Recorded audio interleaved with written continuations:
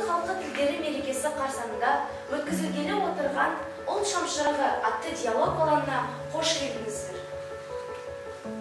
Бүгінгі шара ұлы ағартушы қазақ балалар әдебиетінің атасы Ыбырай Алтынсариннің 180 жылдық мерейтойына арналып отыр. Бүгінгі күні әр қатысушының пікірі біз үшін өте маңызды. Солай емес пе? Әрине. Мақсат бір, яғни дала қоңырауы атанған ұлы тұлғаның шығармашылығына ден қойып, өз шығармашылығымызды көрсетіп, пікірімізді ортаға салу болып табылады. Ұлы ағартушы өмірі, шығармашылығына қатысты біліміміз бен өнерімізді көрсетейік.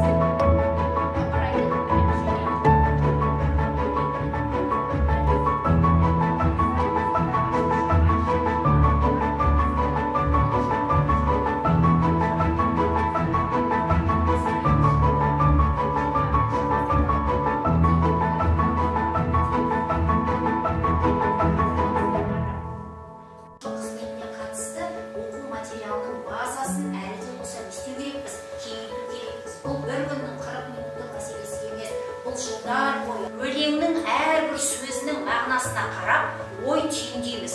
Елі үшін тайсалмастан жанын берді.